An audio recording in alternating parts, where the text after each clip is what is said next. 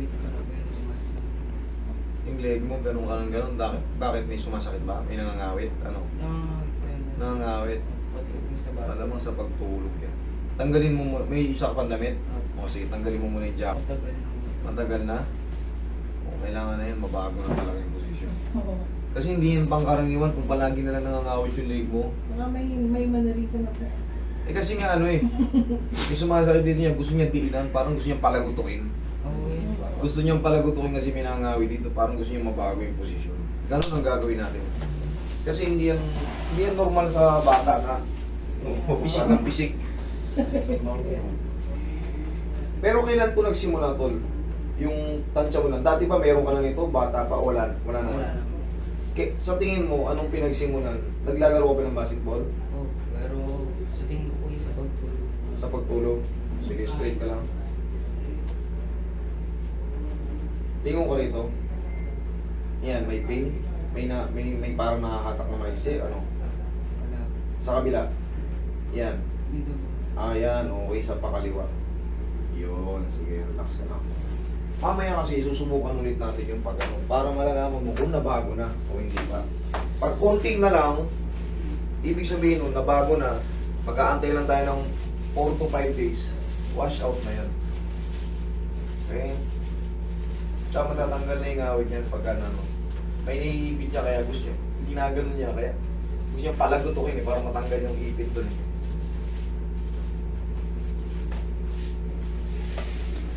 Tapos tuturuan kita ng unan mo muna kung paano kayo higa. Kasi mga tansya nyo, mga ilang buwan na to. Taon na po yun. Taon na? O kita mo, nasanay na pala ng gano'n. Napasukan na po yan. Sabi niya, mama, galing mo na ako sa patay. Okay. Relax lang ako lalaban. Yan. Kailangan na ipatunugin. Tayo ka. Tanggal yung pressure nyo dyan. Shoot mo, idol. Yan.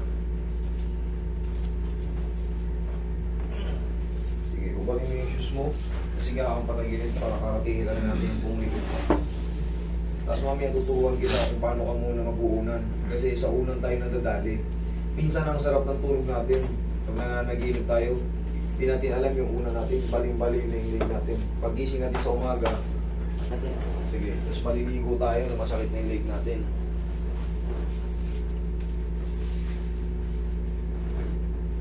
Okay, good lang.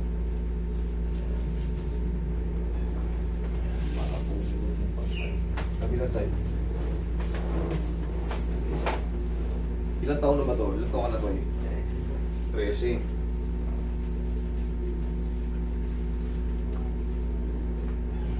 Okay, tama ka.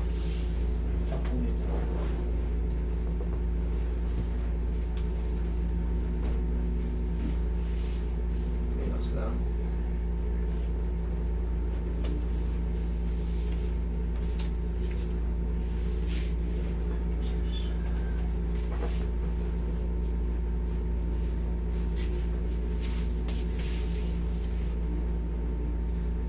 Relax lang.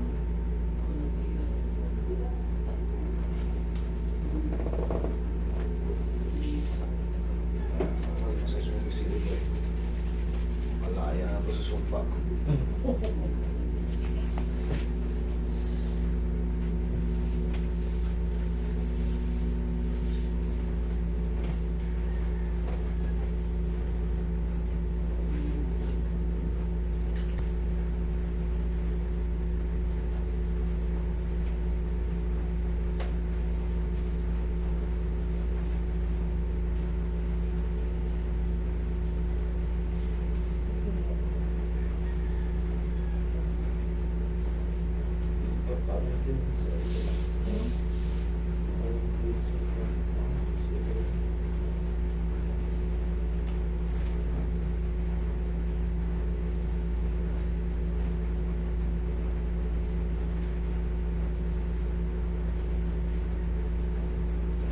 Ihaya ka, tol.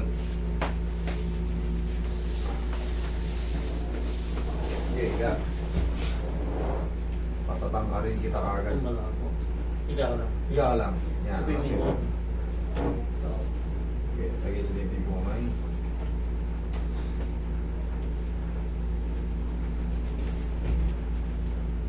inhale. Exhale. So pa, huwag mo lalabanan na inhale, exhale lang. Mga inhale. Okay, huwag mong ibabalik ka, basta inhale, exhale lang. Okay, inhale. Exhale. Yan. Kailangan kasi hindi yung parang alanganin yung balik ng ano mo. Yan ka lang muna.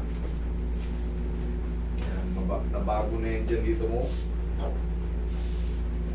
Tapos tuturuan kita kung paano ko muna higa. Kasi matagal na pala to, ng taon na. Nasasanay lang siya ng pipisig-pisig ng gano'n. Okay po ka. Sa higaan, sa unan,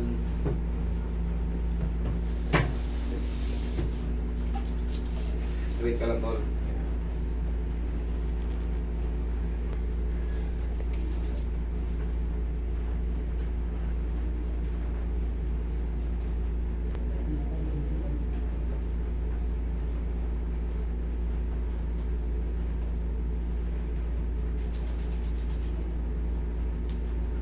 Okay, lingon ka rito.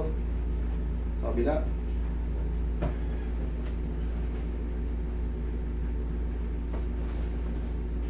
Yan. Higa ka lang niya. Kasama na yung likod mo muna mag-uuna. Baba ka konti. Yan. Sige yan. Yan, komportable yung leg mo. Ganyan. Okay, ganyan ha. Sige po ha. Tandaan mo ha, kasama na yung likod mo. Kasi kadalasan tayo nag-uunan ganito. Iba, dalawa. Ganyan o. Pagkaraniwan, ito yung una natin, di ba, mataas? Minsan nakaganon pa tayo niya, no? May una natin, nakaganon pa tayo niya, no? Siyempre, yung leg natin, may compression, ay ipit. So, ang pinaka-discarte niyan, hindi muna sa ulo lahat. Kahit pa paano, may tulong na rin yung bigat natin sa likod na. Para yung leg natin, ala. Okay, kasi sanay na yan, tagal na pala eh. Buti sana kung mga 2 linggo pa lang yan. Sabihin natin 1 taon na lang. Okay? Wala na masakit ha? Okay, sige. Thank you.